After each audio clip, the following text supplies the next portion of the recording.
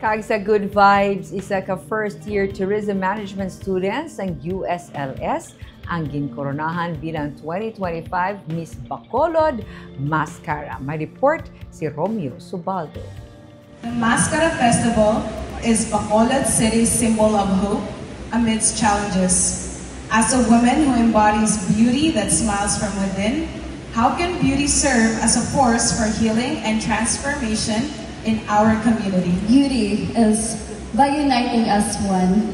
I believe that as a Miss Bacolod Mascara, we are not only about our beauty, we're not only about our looks and intelligence, but our purpose, and that is to make everyone feel included. That is where to make everyone feel belong. And this year, Mascara Festival, where we're able to include the marginalized sectors, especially the PWD, LGBTQ community, our pets, we're able to make them feel belong. And as long as we make them feel along, then we will have a marketplace of creativity and ideas, and we will have an endless possibilities. Thank you so much. Ini ang naging winning answer ni Sofia K. Zaragoza, ang 2025 Miss Bacolod Mascara sa final question and answer round sa kagabi sa University of St. Lasal Coliseum.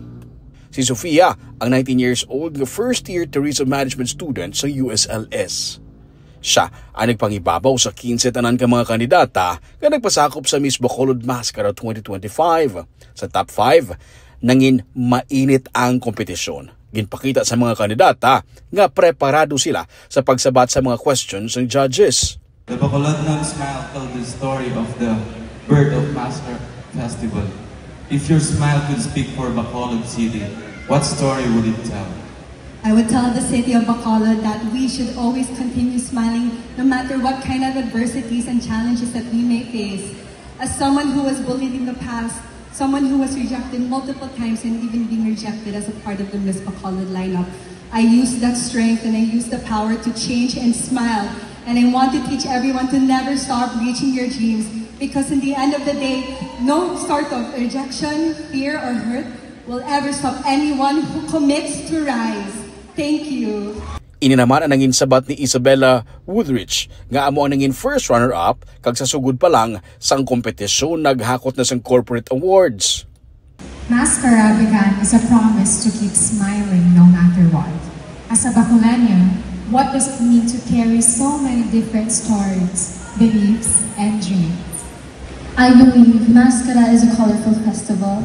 It represents not only just the colors themselves, but the stories, the reasons for the smiles behind the people. Mascara can be as vibrant as our stories as well. And with me as a Bacolania, I truly believe that together, with a variety, with our diversity, we can come together and unite as one smile that describes us, one city that unites us, and one heart that keeps on beating towards a better city and a better Bacolod. Thank you. Kag ini naman ang naging sabat ni Mary Angelique Faye Caballero nga nakabutang sa iya sa second runner-up na slot.